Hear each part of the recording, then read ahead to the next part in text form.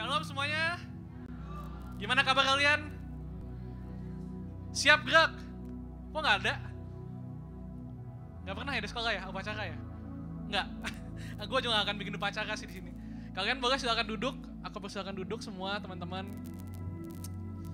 Tetap fokus ya.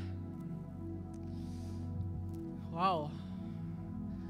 Gue tiap kali berdiri di sini selalu merasa silau gitu ya, nggak bisa lihat kalian gitu. Tapi kalian bisa lihat, yang bisa lihat aku dengan jelas, boleh angkat tangan nggak? Ada yang bisa lihat gue dengan jelas, angkat tangan. Oh ternyata gue juga nggak bisa lihat tangan kalian ya. Oke nggak apa-apa, it's okay. Gue lihat udah ada 2000 orang yang angkat tangan, amin. Oke, kita dalam bulan inilah. Kemarin kita lagi bahas soal rumah, bener ya? Kalau ada yang ingat, ada yang datang udah 2 minggu, ini minggu ketiga. Kita lagi ngomongin soal rumah gitu. Bahwa Ko Chris kemarin sempat bilang bahwa tentang Light ini adalah rumah. Dan kita lagi open house di sini gitu ya. Rumah apa gitu, rumah tentang apa sih? Kemarin sempat ngomong adalah rumah dari hadiratnya. Kemudian Ko Rival melanjutkan dengan rumah dari ada kasih Bapa, ada penerimaan, ada kelepasan di dalam kasih Bapa. Dan hari ini Kakak juga mau ngomongin soal rumah. Rumah apa gitu ya, yang jelas bukan rumah hantu pastinya. Nggak ada ya, nggak ada rumah yang aneh-aneh. Tapi ini adalah rumah pengharapan hari ini. Kakak mau bawain tentang rumah dari pengharapan. Kakak sebelum itu kakak mau ngomong dulu soal rumah. Rumah ini apa sih rumah? Rumah adalah tempat kita pulang, bener gak? Mau pulang ke rumah. Nggak ada pulang ke sekolah, nggak ada ya. Dari sekolah pulang ke rumah, bener ya? Nggak ada dari rumah tiba-tiba, mah, pa pulang dulu. Lah, pulang kemana? Bingung kan? Nggak mungkin kan? Nggak ada ya. Jadi rumah ini tempat kita pulang. Bukan tempat yang asing di mana kamu menjadi tamu. Kenapa? Rumah Light ini, siapa sih yang punya rumah Light ini? Gitu kan? Light ini rumahnya siapa sih? Rumah kita semua, iya. Pemiliknya siapa? Pemiliknya? Yesus bukan? Bapak kita bukan? Yes, Bapak kita yang di surga ya sebagai pemilik utama. Dia sebagai pemilik satu-satunya dari rumah kita ini. Dan kita adalah anak-anaknya. Siapa yang anak Tuhan? Angkat tangan dong. Kalau kita anak Tuhan dan ini adalah rumah Tuhan, berarti kalau kita datang ke sini sebenarnya kita bukan bertamu. Kita lagi pulang. Jadi kalau hari Sabtu gitu ya, kalian mau pergi ke Light, bilangnya, saya mau pulang dulu ke Light gitu. Bener gak? Kita mau pulang sebenarnya. Tapi mungkin, saya gak tahu gitu ya. Harusnya kalau ini rumah, ini adalah tempat di mana kita bisa menjadi diri kita sendiri. Gue inget dulu kalau misalnya gue lagi main ke rumah temen gue gitu ya. Temen gue ini baik banget gitu kan, baik gitu anaknya. Pas di rumah, ternyata gue melihat sisi-sisi yang lain dari dia gitu ya. Begitu sampai rumah, jadi sembarangan gitu ya. Terus ngomong sama saudaranya, kasar banget gitu kan. Karena ternyata itulah dia di rumah gitu. Kalau di luar mungkin dia punya personanya yang berbeda. Dan gak bisa dibohongin, gue harus akuin juga bahwa gue pun sama gitu. Mama gue sering ngomongin gini, mama kakak nih sering ngomongin gini. Joshua itu ya kalau sama teman baik banget. Kalau sama mama tuh ya katanya, ngomongnya ya ampun gitu kan. Sakit hati mama ini katanya. Ada gak yang kayak gitu di rumah? Ada gak mama yang pernah ngomong gitu? Hah? Pernah ya? Atau gue doang? Apa anak baik semua di sini? Amin ya. Mungkin gue doang kali itu, tapi intinya gitu. Kenapa? Karena di rumah itu gue merasa nyaman, merasa aman, sehingga gue bisa menjadi diri gue sendiri. Dan gue percaya ketika kalian sebenarnya ada di sini dan kalian merasa ini rumah kalian, dan kalian percaya ada Bapak kalian hadir di sini, ketika dalam penyembahan, ketika dalam khotbah, dalam hal apapun kalian bisa menjadi diri kalian sendiri. Gak perlu ada suatu hal yang ditutup-tutupin, gak perlu jaim-jaiman, gak perlu ada yang, tapi perlu sih rapi sih, ya gak apa-apa sih. Kalau mau tampil cantik, ganteng gak apa-apa, it's good gitu. Tapi bagaimana kita dengan penyembahan sebenarnya gak perlu malu-malu, karena ini rumah kita. Kalau kalian menangis, kalian gak usah malu-malu. Kalian gak usah merasa aneh, karena justru ya inilah tempatnya. Dimana kalian merasa aman, dan kalian bisa menjadi diri kalian sendiri. Aku mau buka satu firman Tuhan, Lukas pasal 15, perumpamaan tentang anak yang hilang, pasti kalian udah pada tahu, udah pada sering. Boleh dong dibuka, yang bawa Alkitab, bawa handphone, boleh buka ayatnya. Lukas 15. Lukas 15.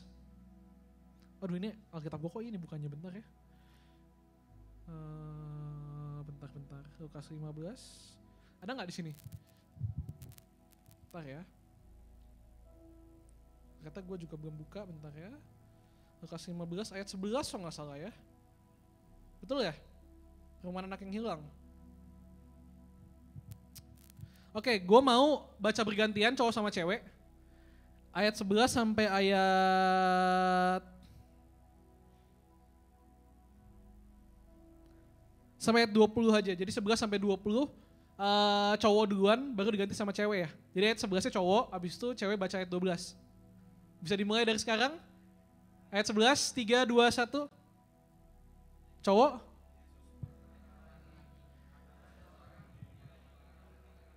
Ya.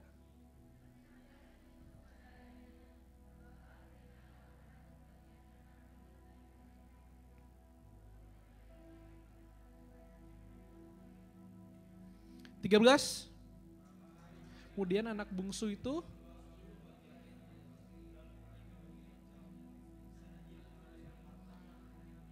dengan 14.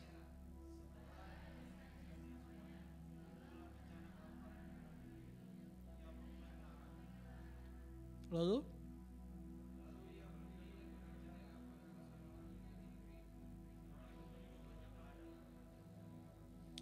16.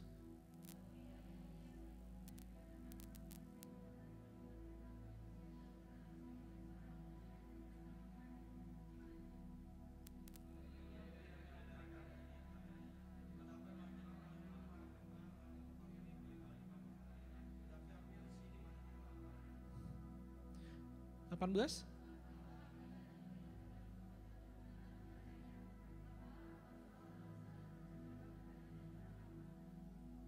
Lanjut.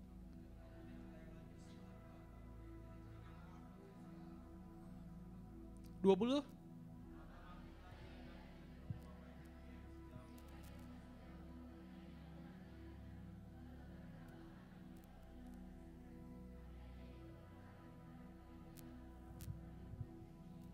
Oke, itu sampai di situ. Jadi ceritanya, ini sebelum gue ngomong, tiba-tiba aku tuh keingat gitu pas ada penyembahan gitu. Tuhan ingetin aku tentang anak bungsu ini, nggak tahu kenapa.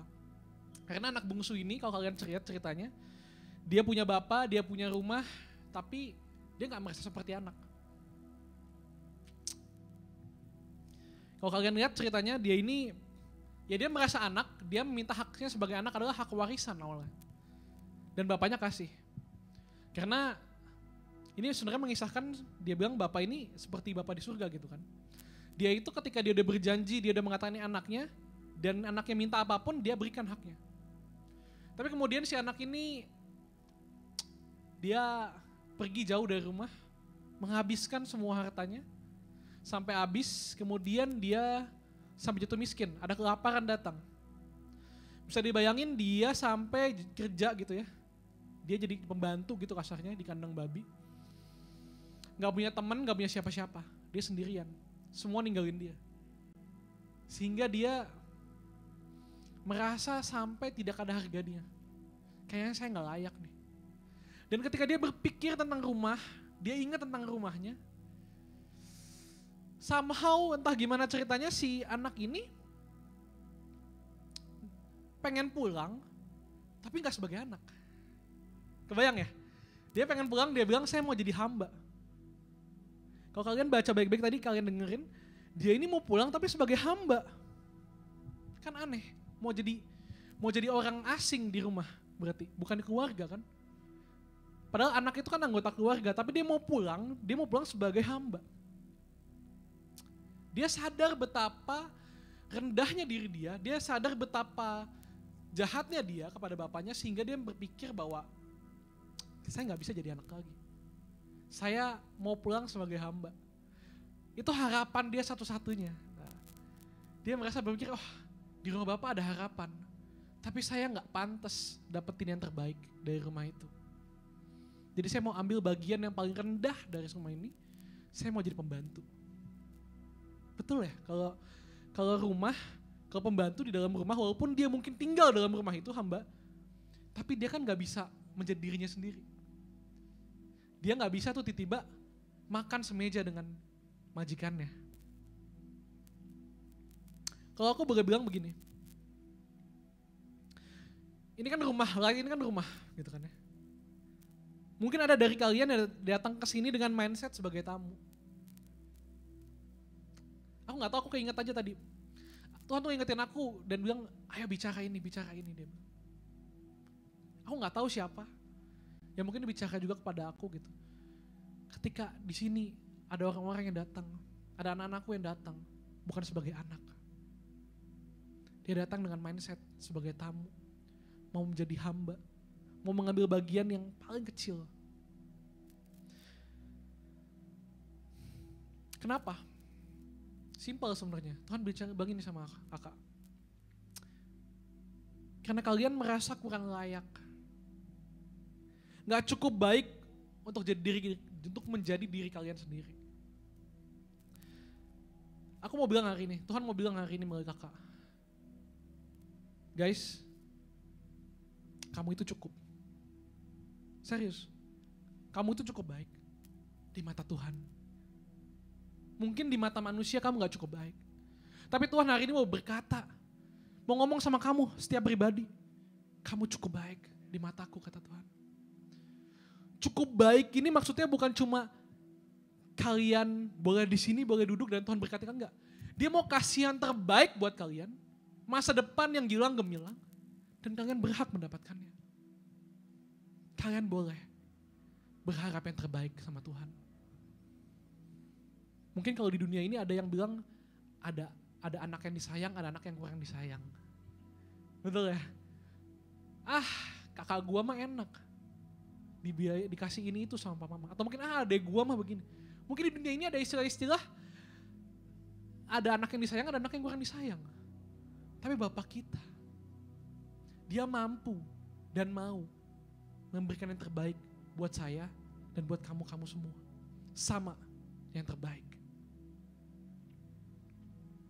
Dan kenapa kamu cukup baik di mata Tuhan? Pertanyaan kan begitu.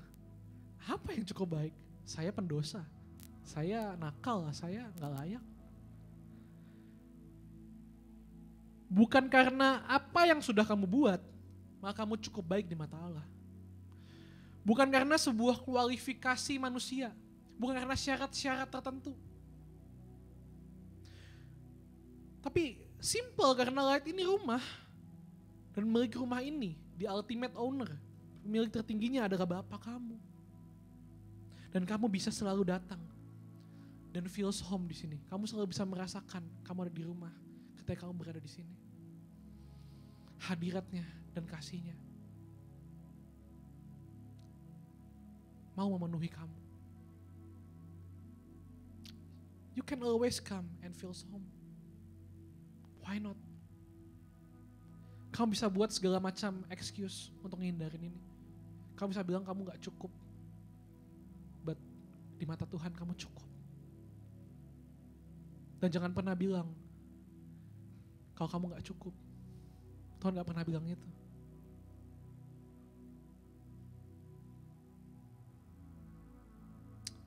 Jadi hari ini sebuah prolog sebenarnya.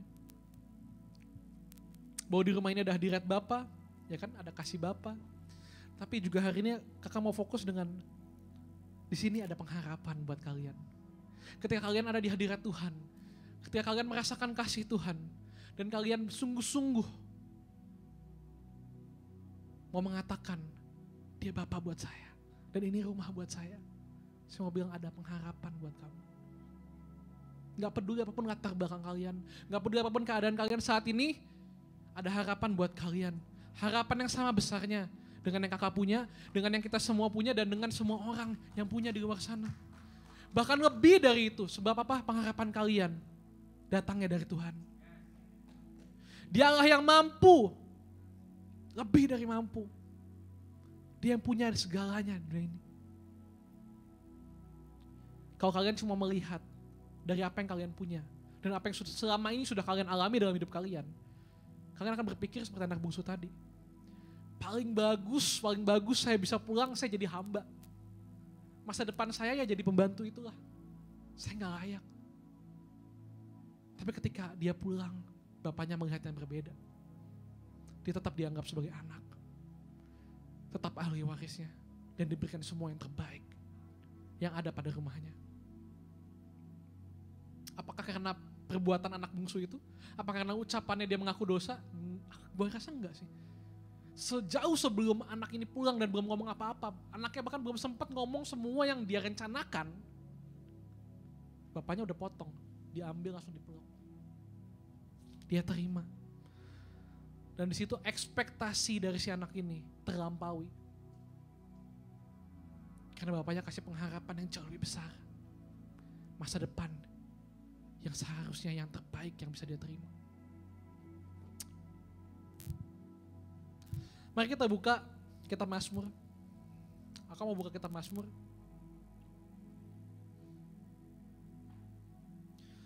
Mazmur pasal 42 ayat 1 sampai ke 6. Jadi kitab Mazmur ini teman-teman, kalau kalian sering dengar gitu kan, ini kitab lagu-lagu sebenarnya ya. Kalau di orang Yahudi itu kitab lagu-lagu gitu. Jadi penuh dengan nyanyian, penuh dengan kata-kata puitis. Dan yang ngisi ini sebenarnya bukan, yang nulis ini ada Daud yang menulis, Raja Daud, tetapi ada juga dari Bani Korah dan ada dari orang-orang lain juga. Dan ini ayat pasal 42 ini judulnya kerinduan kepada Allah. Kita mau baca sama-sama ayat 1 sampai ayat 6. Kakak baca ayat 1, kalian semua baca ayat 2 ya. Kemudian seterusnya kita bergantian. Ayat 1, untuk memimpin biduan, nyanyian pengajaran Bani Korah. Seperti rusa yang merindukan sungai yang berair, demikianlah jiwaku merindukan Engkau ya Allah. Baca ayat 2.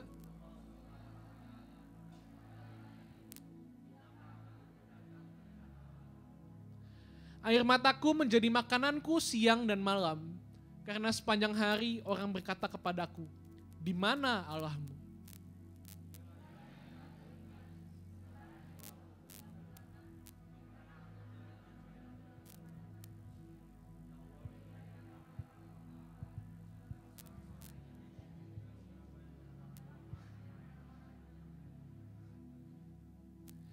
Mengapa engkau tertekan, hai jiwaku, dan gelisah di dalam diriku? Berharaplah kepada Allah, sebab aku akan bersyukur lagi kepadanya, penolongku dan Allahku. Udah, sampai ayat 6 doang, udah. Jangan nambah-nambah. Bagus sih kalau mau nambah, tapi nggak di sini ya. Ntar di rumah baca sendiri ya. Boleh siapin slide-nya yang aku kasih ya, Kevin ya.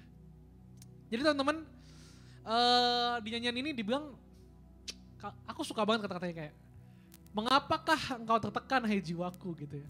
Dia kayak mencoba monolog gitu ya, bertanya sama diri sendiri. Biasanya ada kan tuh tipe-tipe orang yang curhat di sosmed terus kayak ngomong sama diri sendiri gitu kan.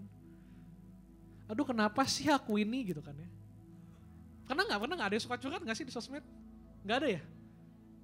Pernah gak ya? Gue juga pernah gitu. Kakak ini pernah, kakak dulu kan udah lama gitu ya main Facebook ya. Kakak jadi suka lihat gitu kan kadang. Ada status-status yang kakak buat di tahun 10 tahun yang lalu atau lebih gitu. Ini kenapa sih gue ngupdate kayak gini? Kok ngantuk banget ya hari ini? Apa gerangan? Jadi pengen tidur nih, waduh. Apa gitu ya? Jangan dibuka Facebook gue, jangan dibuka ya. Jangan dibuka. Tapi gue mengingat bahwa, oh iya ya. Ada gitu ya. Pasti pada pernah kan? Gue gak alay sendirian kan, enggak kan? Pernah gak ya? Pernah gitu kan ya. Apalagi pakai tulisannya, mau ngomong nih aja pakai NICH gitu, niche gitu ya. Pernah pasti kan nih, pernah kan? Itu kalau kayaknya kurang asik ditambahin Z dikit gitu kan, pernah kan? Pernah, gak pernah ya? Masih zaman kan waktu itu? Aduh, gue mengingat itu. Gue kalau ingat itu sih, gue kadang baca antara malu, pengen ketawa sambil ngomong ini siapa ya yang update gitu. Ini bukan gue nih gitu. Bukan gue, karena sering gitu. Dan tapi kalau kalian baca kitab Mazmur, seringnya gitu ngomongnya kayak, kalimatnya kayak, tapi dia gak alay sih, dia puitis. Karena ini pakai bahasa yang baku. Tapi gue yakin kayaknya waktu awal kitab ini ditulis kayaknya gak serapi ini tulisannya. Pasti tulisannya pakai bahasa-bahasa gaul dikit gitu kayaknya, gue yakin gitu ya. Soalnya dia ngomongnya bisa, mengapakah engkau tertekan hai jiwaku gitu kan. Mungkin kalau kita baca ini oke gitu, tapi kalau baca di status orang atau status temen lu akan kayak, ih apa banget sih ini orang gitu kan. Is gitu kan. Lihat deh, alay baru nih gitu kan. Tapi orang galau, orang yang sedang hatinya penuh dengan itu pasti pengen mengeluarkan sesuatu gak sih, bener gak sih? Kalau kita lagi stres, lagi tertekan, lagi galau lah ya, galau tuh pengen ngeluarin sesuatu memang, dan sering kali kata-kata yang keluar memang sedikit agak unik gitu, unik lah, agak aneh karena kita sulit menggambarkan apa yang kita rasakan sebenarnya, bener gak? Dan kita Mazmur ini menggambarkan menarik banget gitu tadi dia bilang. Mengapakah engkau tertekan hai jiwaku gitu kan. Nah gue waktu lihat ayat ini gue coba cari terjemahan lain, boleh di next gak slide-nya? Nah dia bilang gini, why are you down in the dumps dear soul? Why are you crying the blues? Fix my eyes on God, soon I'll be praising again. Dia katakan gini, tapi ayatnya bagus banget, dia bilang gini, kenapa engkau jatuh atau down tuh apa ya, jadi kenapa lu down banget sih gitu, sampai di bawah di dumps tuh kayak di tempat sampah gitu, di tempat yang terbuang, kenapa lu tuh lagi kayak, kenapa engkau begitu down sampai sedown-downnya sampai di titik terendah kamu, kenapa jiwaku, dear soul dikatakan, hai jiwaku kenapa? Kenapa engkau menangis? Kenapa engkau begitu menangis tersendu-sendu gitu, crying the blues gitu, kenapa? Tapi dia menjawab sendiri. Nah ini menarik sekali, dia jawab sendiri. Tapi jawabannya gak alay. Ini jawabannya gak alay, dia bilang gini. Fix my eyes on God. Soon I'll be praising again. Fix my eyes ini artinya apa sih? Dibilang nih, aku tulis di sini, kakak tulis sini. Pandang Tuhan. Artinya fokus sama dia. Fix my eyes tuh kayak gini. Dia ngomong sama diri sendiri, hai jiwaku, lihatlah Tuhan gitu. Pandanglah Tuhan. Jadi ketika jiwa kita tertekan, dikatakan dia menjawab sendiri apa? Jawabannya adalah pandanglah Tuhan. Kalau kalian punya masalah, kalian lagi dalam galau, arahkan matamu kepada Tuhan. Kalau kalian datang ke sini, kalian mau dapatkan pengharapan, datang, pandanglah Tuhan. Bukan gak boleh ngelihat si Glenn tadi nyanyi, bukan gak boleh, boleh. Tapi maksudnya, arahkan hati kalian sama Tuhan. Dan fix my eyes ini pandang Tuhan nih beda ya, bukan ngelirik, beda ya. Contoh nih, kalau mandang, aku lagi mandang kalian nih, mataku emang ke depan. Tapi sering kali kalau kalian mungkin lagi mandang ke sini, terus aku ngeliat ke sini, ini ngelirik namanya, betul. Artinya apa sebenarnya, kalian kasih perhatian penuh sama Tuhan, bukan cuma ngelirik, gitu ya. Pikirannya lagi fokus sama masalah, oh ya kayak gue perlu berdoa nih, doa dulu deh, semenit, 2 menit, ya jangan deh. Dikit aja, Tuhan tolong, amin. Nah itu tuh kayak ngelirik sebenarnya, serius. Aduh Tuhan tolongin dong Tuhan gitu kan. Tapi udah seharian galaunya, pas malam baru mau tidur baru bilang, aduh Tuhan tolong deh Tuhan, aduh gak tau lagi Tuhan, terus baru tidur gitu. Enggak, itu cuma ngelirik gitu ya. Atau sering kali ada yang berharap, contoh nih ya, masalah aku ada di sini misalnya, masalah aku nih, aku ngeliatin masalah, ini gambarkan aja ya.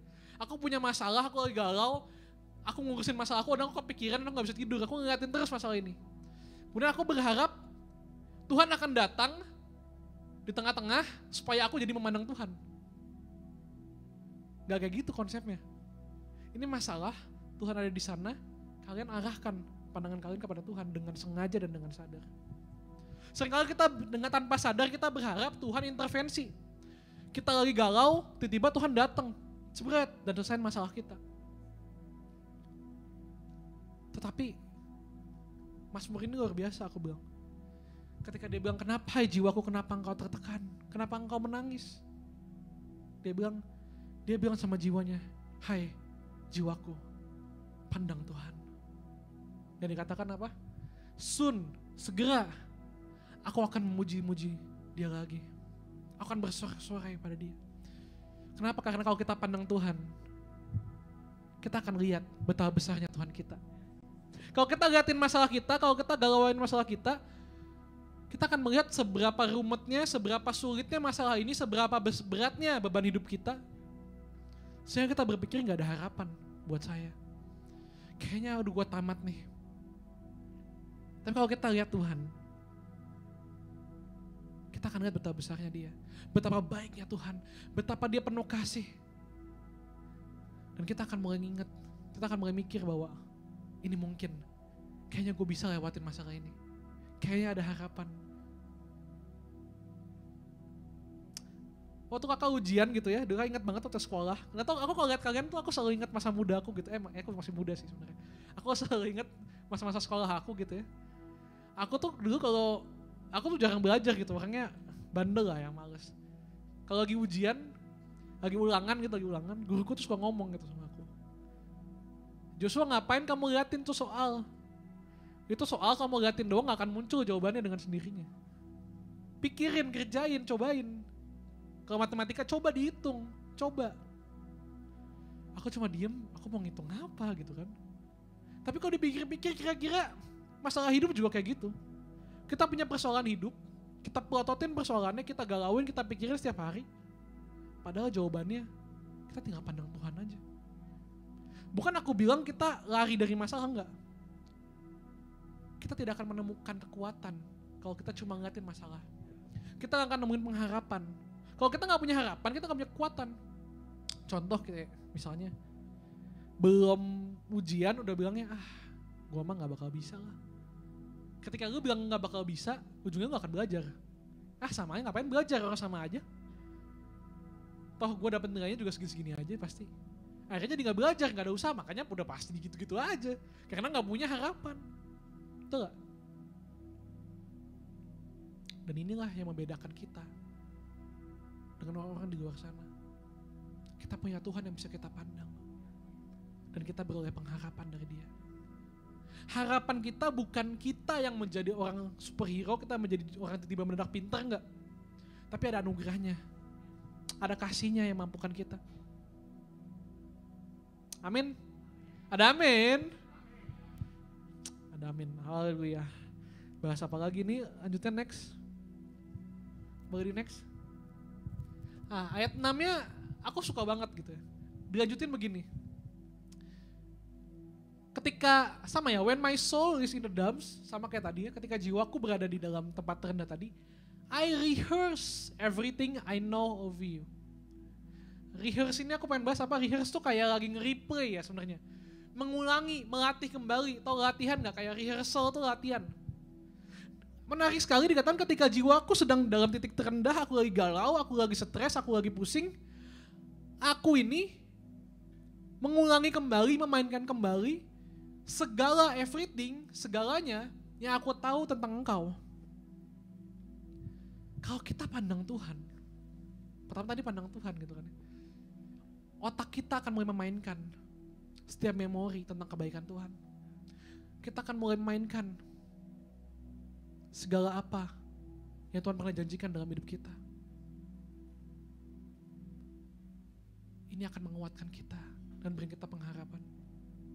Kalau Tuhan pernah tolong saya dulu, kenapa Tuhan gak bisa tolong saya hari ini? Ada amin. Dan bahkan aku boleh bilang bahwa seringkali mungkin itu bukan cerita kita yang kita ingat kembali. Mungkin cerita orang lain. Mungkin cerita kakak di sini atau kakak-kakak mentor-mentor yang lain. Atau mungkin kisah-kisah di Alkitab yang mereka sudah berhasil dan kita belum.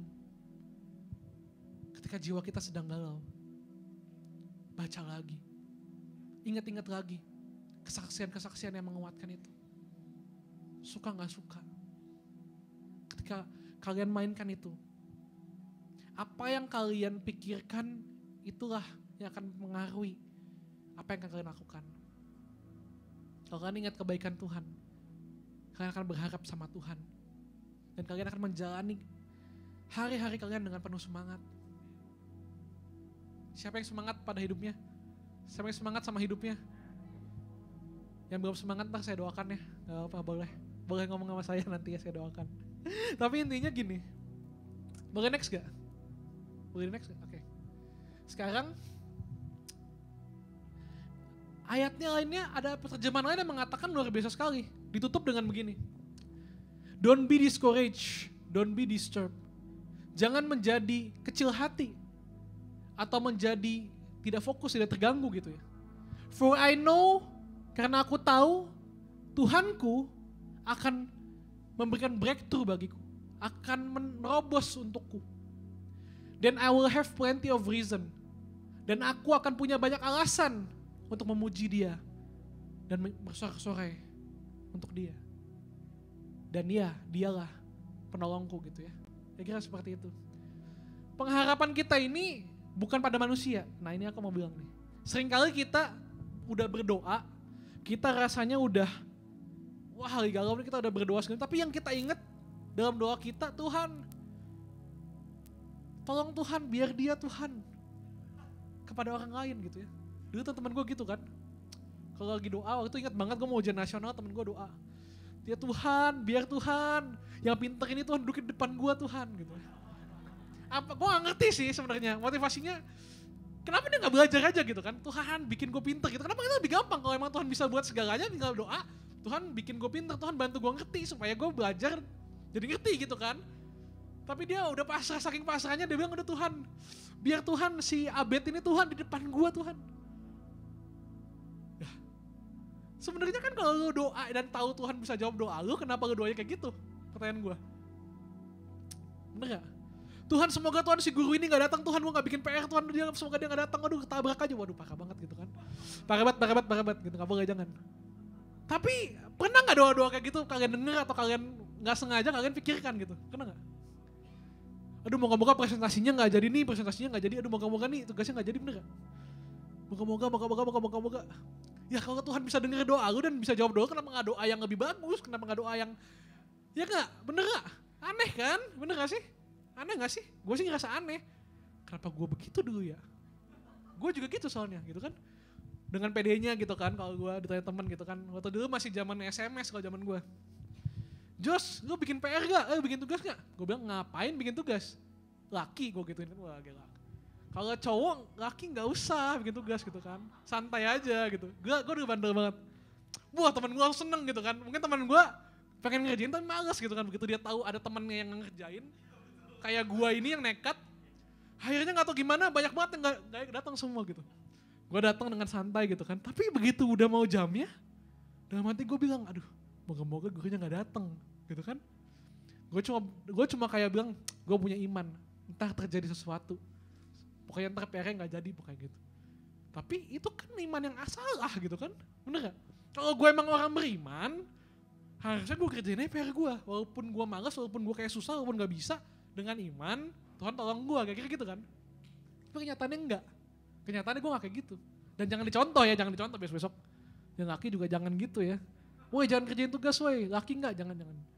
Itu contoh yang salah, tapi seringkali kita punya harapan-harapan yang salah. Yang aneh. Kenapa pengharapan kita taruh kepada hal-hal yang bukan Tuhan. Nah kayak gitu, gampangnya gitu. Dia bilang pengharapan kita bukan pada manusia sebenarnya, bukan pada keadaan, apalagi kebetulan. Nah gue tulis tuh. Terus seringkali gitu berharap kebetulan gitu kan ya. Siapa tahu gitu kan, bener gitu kan, siapa tahu nih lagi butuh duit, siapa tahu bener dapat SMS gitu kan. Selamat, Anda telah jadi pemenang gitu kan. Pernah gak? Sering dong. Selamat, Anda berkesempatan memenangkan hadiah ya kan. Nah itu kan tipuan gitu kan. Itu cuma kebetulan itu. Pengharapan kita punya pengharapan yang pasti loh. Pengharapan pada Tuhan, bukan pada angan-angan. Bedanya apa sih? Kayak tadi gue bilang, kalau harapanmu pada angan-angan, kalau harapan pada keadaan, pada kebetulan, itu bukan harapan pada Tuhan.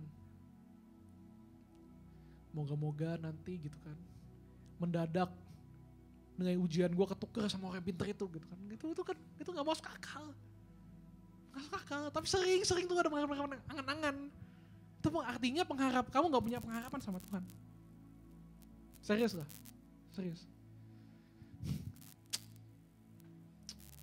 Ya, gue dulu pengennya gitu kan ya. Banyak orang gitu kan. Pengennya jadi orang kaya gitu kan. Hobinya tidur gitu kan. Jadi pengen dengan tidur menjadi kaya kan. Kalau lu punya iman sebesar itu kenapa gak lu beriman supaya lu kerja, Tuhan mampukan pekerjaan lu, dan pekerjaan lu berhasil. Itu bukan pengharapan sama Tuhan. Gak ada, itu pengharapan yang angan-angan, itu bukan pengharapan sama Tuhan. Harapan sama Tuhan itu bukan pada kebetulan, bukan pada keadaan, bukan pada manusia. Tapi kita berdoa, kita pandang dia. Dan kita rehearse tadi apa, kita ulang kembali. Kita ingat, kita perkatakan kalau perlu. Tuhan, lu pernah tolong gue Tuhan. Tuhan gue tahu lu baik Tuhan. Hari ini gue mau latihan, gue mau melatih. Gue mau mengatakan kembali, Tuhan, gue tahu lu siapa Tuhan. Dan gue ini anak lu. Dan gue boleh punya pengharapan di dalam Kau. Kalau orang lain Kau tolong Tuhan. Aku ini juga anakmu Tuhan. Pasti Engkau tolong. Ada amin.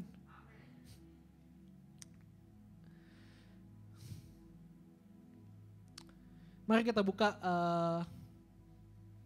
ntar. Kakak cerita dulu boleh ya? Mau cerita dulu boleh ya?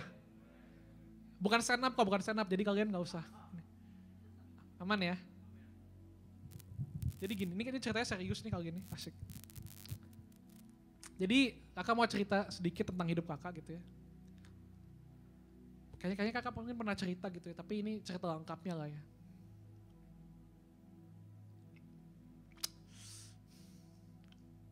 Jadi kakak ini sebenarnya bukan dari keluarga yang kaya gitu ya, boleh dibilang.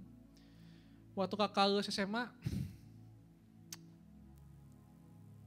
kakak punya cita-cita pengennya kuliah di tempat yang bagus lah gitu ya, kayak UI gitu lah ya, kayak UI, ITB gitu ya. Tapi sebenarnya kakak nggak niat kuliah juga sih, gimana ya? Pengennya kalau mau kuliah ya udah, kan kuliah di tempat yang bagus gitu. Kakak itu anak bungsu, jadi mungkin agak dimanja. Pengennya segala apa yang bagus gitu, yang terbaik. Padahal orang tua kakak nggak punya uang. Jadi waktu kakak lulus sekolah SMA, kakak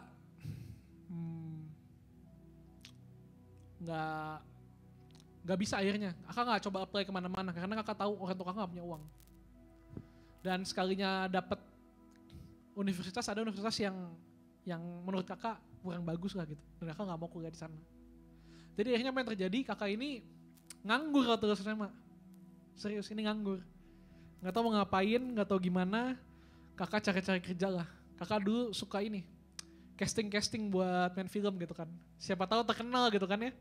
Jadi artis gitu kan. Kakak dulu kurus banget nggak kayak gini. Dulu kurus banget, nggak punya duit soalnya. Kurus banget. Suka pernah ikut casting ya kan. Dan itu dibayar dengan nasi kotak gitu kan, dan terima kasih gitu kan. Jadi kayaknya berat gitu. Karena paham ya? Kalian kalau pikir jadi artis itu enak, sebenarnya yang punya koneksi mungkin enak gitu. Zaman sekarang tuh enak, ada TikTok, ada Instagram, dulu tuh nggak ada. Jadi kita harus datang ke tempat production house gitu ya, ke sutradara, ke produsernya, dan casting rame ngantri. Terus di depan kamera disuruh ngomong. Bayangin nunggunya 4 jam, 5 jam, 6 jam, disuruh casting, nunggu. Sekalinya datang udah lemes gitu kan ya. Disuruh ngomong cuma semenit, waktu jadi bingung, ini mau ngomong apa nih? Ketika 1 menit itu gue acak-acakan berantakan gitu kan. Tapi akhirnya gak pernah keterima tiap casting gitu kan. Sekalinya dapat job-job figuran, ya udah jalan bolak-balik 4 jam, 5 jam gitu kan. Pas akan nonton sinetronnya cuma kelihatan punggungnya doang gitu kan. Wah ini mah gimana ini kan, gak bisa dulu. Susah banget. Sekalinya dibayar, dulu tuh uang 20.000. Syutingnya di Bogor, waduh. Jauh. Tapi intinya, wah gak berhasil lah. Akhirnya satu ketika, kakak dengan pertolongan Tuhan juga lah. Kakak doa segala macem. Dapat kerjaan, waktu kakak dapat kerjaan, singkat ceritanya ini singkatnya dapat kerjaan, sempat kerja. Tapi di kerjaan juga gak, ya oke lah, oke. Tapi akhirnya kakak memutuskan, kakak dari dulu satu apa sih yang kakak suka? Kakak suka pelayanan. Nah dulu kakak suka Tuhan. Kakak cinta Tuhan dulu kira-kira. Kakak bilang kakak cinta Tuhan, kakak pengen sekolah Alkitab. Nah akhirnya kakak sekolah Alkitab di Semarang sama Kokris waktu itu. 6 bulan di sana, keluar, terus pelayanan, wah hidup pelayanan. Singkat ceritanya, kakak itu jadi dari S lulus SMA sampai kakak tuh udah gak kuliah 2 tahun jadinya. Kakak melewatkan 2 tahun. Itu gak kuliah. Dan kakak pikir ya memang bisa sukses tanpa kuliah gitu. It's okay. Tapi saat itu kakak lagi berdoa, kakak tahu orang tua kakak pengen anaknya ada yang sarjana gitu akhirnya.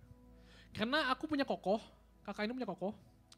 Kokoh kakak ini kerja dan gak kuliah gitu akhirnya. Dia kerja tapi berhasil dan dia gak kuliah. Jadi rasanya mungkin orang tuaku mungkin dalam hati gimana gitu ya, pengen ada yang kuliah lah gitu. Dan aku waktu doa, Tuhan suruh aku kuliah. Nah ini nih Tuhan suruh aku kuliah. Aku lagi pelayanan waktu itu. Aku pelayanan, udah full time waktu itu, full timer. Jadi penari waktu itu ya, jadi penari. Terus Tuhan suruh aku kuliah. Aku waktu itu ulang tahun ke-20, didoain sama pendeta. Mungkin kalau di sini kayak Mami Rati gitu lah ya, yang doain, atau Kokris yang doain. Tiba-tiba ada pesan Tuhan. Kamu ini bisa kuliah tapi nggak mau kuliah, dibilang gitu.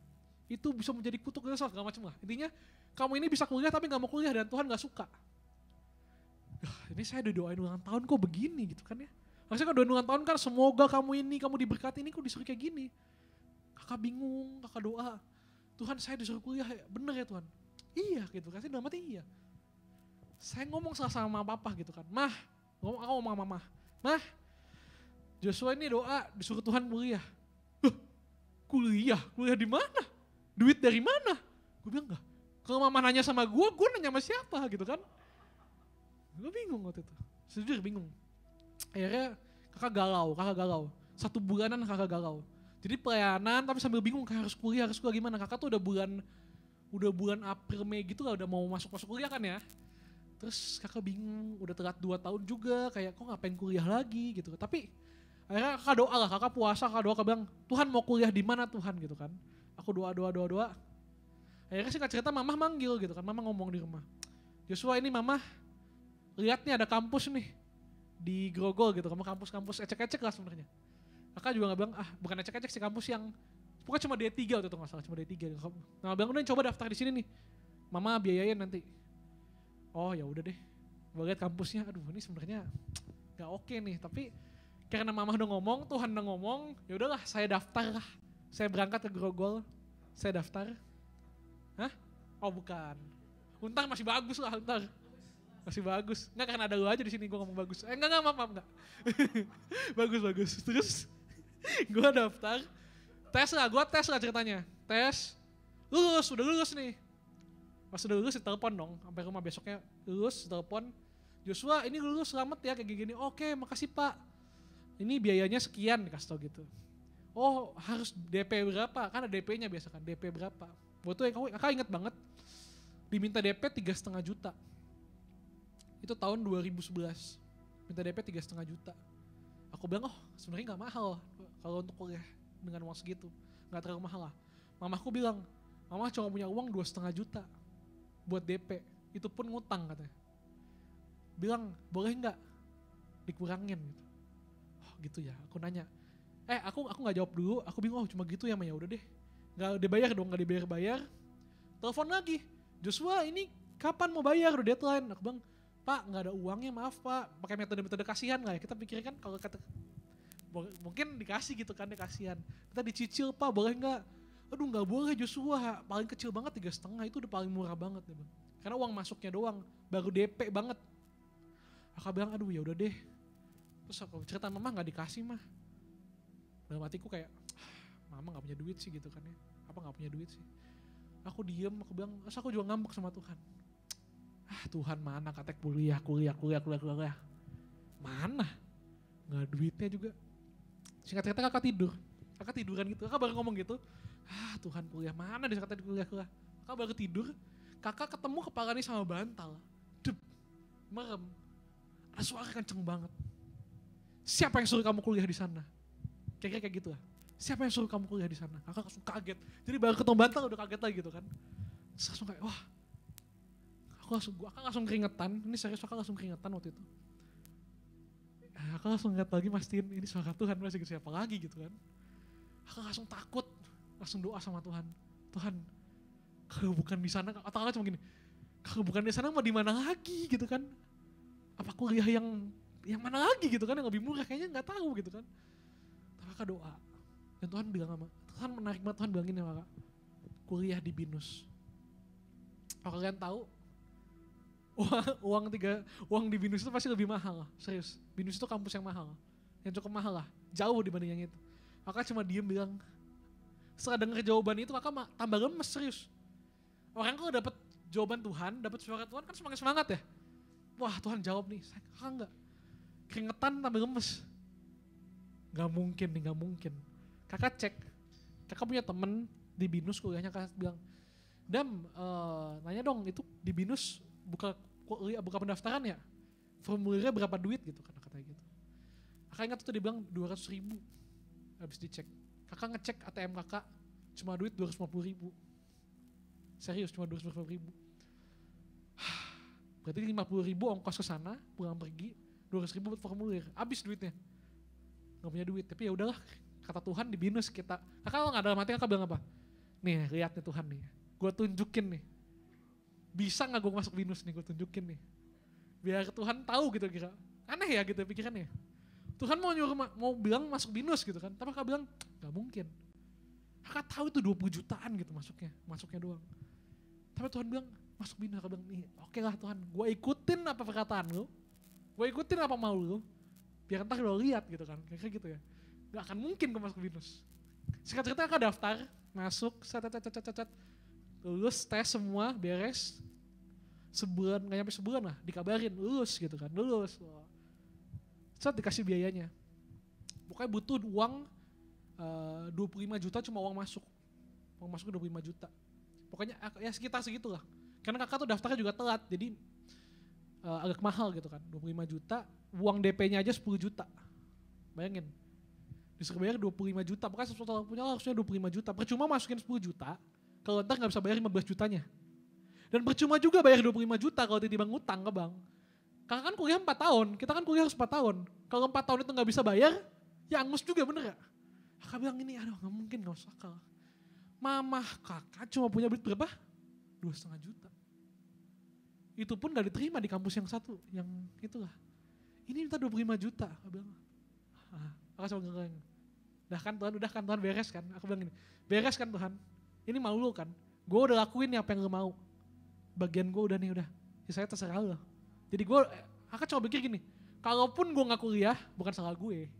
Kan gue udah ngikutin, bener gak? Kakak cuekin aja, kakak taruh gitu udah. Tiba-tiba, aku ingat banget tahun itu, rumah kakak tuh ada musibah. Jadi rumah kakak ini kan udah tua ya. Itu jebol atapnya. Jadi kita harus pindah rumah, harus diperbaikin. Jadi ya kita udah gak punya duit lah, akhirnya dibenerin atapnya, kita ngontrak di rumah yang lebih kecil lah gitu ya. Ada kontrak lah di rumah tetangga gitu lah. Supaya itu dibenerin. Jadi tuh duit kita udah habisnya lah. Duit keluarga kakak gitu. Papa mama kakak udah gak punya duit. Tiba-tiba selesai itu mau masuk BINUS kayak gak mungkin kan. Kakak kan punya koko satu. Kakak ini udah kerja, koko udah kerja. Nah pas koko gue udah kerja ini, dia pulang kerja. Dia mandi. Tiba-tiba dia keluar kamar mandi gitu, dia bilang, "Mah, suruh kumpul." Ada apa gitu kan, gue bilang. Ini Joshua mau kuliah di BINUS ya katanya. Gue bilang, ya gitulah, gue bilang gitu kan. Ya udah ntar gue yang biayain. Tuhan suruh gue biayain Joshua kuliah. Bentar, bukan wow gitu. Kalau gue tuh denger itu gak wow. Nah gue tahu kok gue duit dari mana. Gitu kira-kira. Dia masih kerja. Dan gue tahu dia ini, ya bilang gimana ya, kalau gue waktu itu udah punya mobil sendiri sih, ya gue pikir mampu lah. Enggak punya. Kendaraan semua dari kantor. Gue cuma bilang kayak, yakin? Mama langsung ngomong, yakin? Duit dari mana? Kalau aku cuma bilang kayak, udah kalau Tuhan yang suruh pasti Tuhan sediain deh. Jadi kok aku ini sales, dan dia itu dapat proyek-proyek besar waktu itu. Terus aku bilang gini, tapi kalau nanti di tengah jalan, mungkin hari ini lu dapat berkat Tuhan gitu, lagi dapat berkat, kasih semuanya buat kuliahin gue. Ntar gimana kalau 2 tahun lagi tiba-tiba gak punya uang, berarti gue berhenti. Percuma dong uang puluhan juta. Kalau gue cuma kuliah setengah jalan kan gak dapet apa-apa. Tapi dia bilang udah tenang aja. Bayangin kakak tuh gak punya iman sama sekali waktu itu. Dan akhirnya kakak masuk, singkat cerita kakak masuk di BINUS. 4 tahun kakak kuliah, gak pernah nunggak sekalipun. Ini serius. Kakak jujurin gak pernah tahu gitu. Kakak pernah nanya sama Koko gitu. Dia bilang ya ada aja pokoknya. Ada aja. Dan di situ kakak cuma lihat satu hal gitu.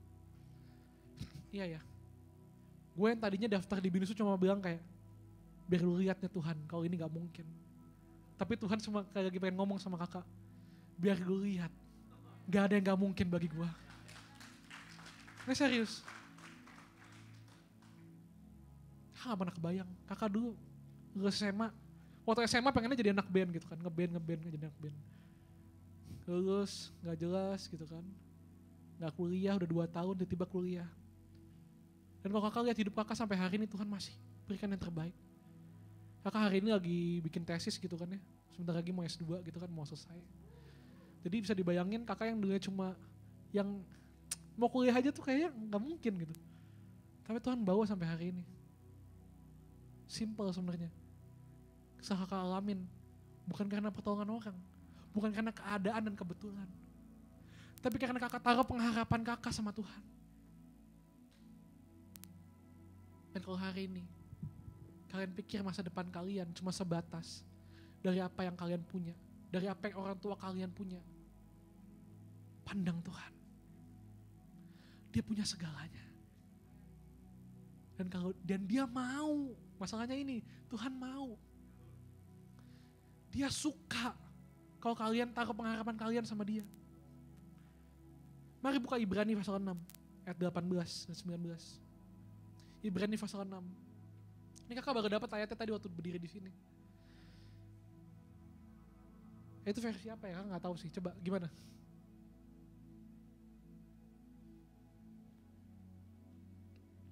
Baca sama-sama ya. 1, 2, 3. Supaya oleh dua kenyataan yang tidak berubah-ubah tentang mana Allah tidak mungkin berdusta. Kita yang mencari perlindungan beroleh dorongan yang kuat untuk menjangkau pengharapan yang terletak di depan kita. Ayat 19. Pengharapan itu adalah sauh yang kuat dan aman bagi jiwa kita yang telah dilabuhkan sampai ke belakang tabir. Ada amin? Kakak bacain lagi ya dari versi lainnya ya. Dua hal itu tidak dapat berubah. Allah tidak mungkin berdusta mengenai janji dan sumpahnya.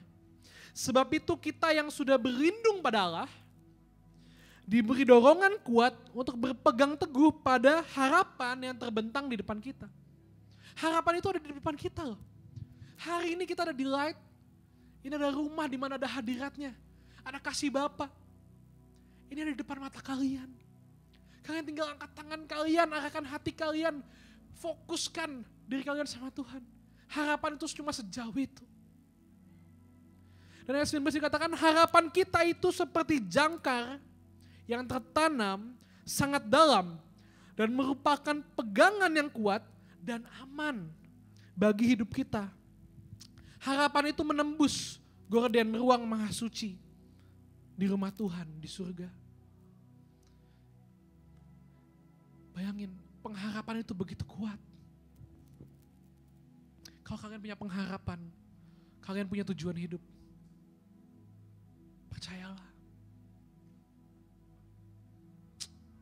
Ada amin. Allah gak mungkin berdusta mengenai janjinya. Kalian ada yang tahu janji Tuhan apa? Ada yang tahu gak janji Tuhan apa? Buat kalian. Pernah nanya gak sama Tuhan? Tuhan punya janji apa gak buat saya? Kalau belum, minta sama Tuhan. Dan baca firman Tuhan. Baca Alkitab kalian di rumah. Itu isinya begitu banyak janji Tuhan di dalamnya. Ada ratusan, ada ribuan. Tapi satu yang pasti janjinya. Orang-orang yang berharap sama Tuhan tidak akan dia kecewakan. Ada masa depan yang cerah bagi orang yang percaya dan menantikan dia. Amin. Kakak percaya. Dan ini kau bagikan hidup kakak sama kalian. Kalau kakak bisa ngalamin. Kalian bisa ngalamin dengan cara Tuhan yang lebih, yang berbeda dan yang unik buat kalian semua, amin. Dan jangan pikir kalian gak layak. Dan jangan pikir kalian ini anak, kalian layak dan kalian cukup baik di mata Tuhan, amin. Aku mau undang pemusik dong ke depan, boleh ya, tolong.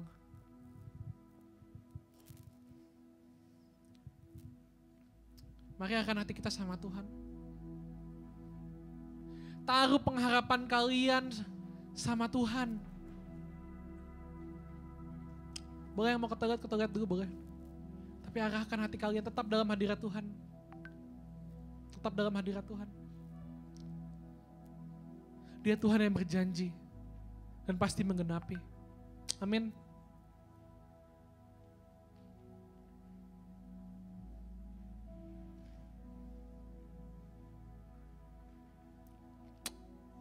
Sebagai ayat terakhir, kakak mau buka Amsal. Ada satu ayat lagi boleh ya? Kakak mau buka Amsal dong. Amsal Coba kalau lihat ya, Amsal berapa ini ya? Kakak bacain aja. Bentar ya. Amsal 23 ayat 17 sampai 18, kakak mau bacain. Janganlah hatimu iri kepada orang-orang yang berdosa, tetapi takutlah akan Tuhan senantiasa. Karena masa depan sungguh ada dan harapanmu tidak akan hilang. Amin. Woo!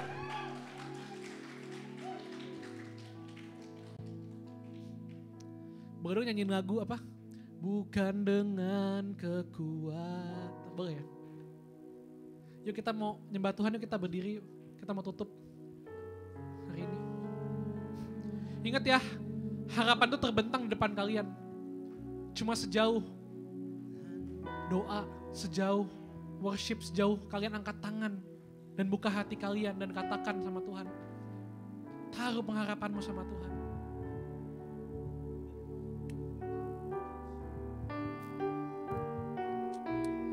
Bukan dengan kekuatanku, Ya Tuhan, ku dapat jalan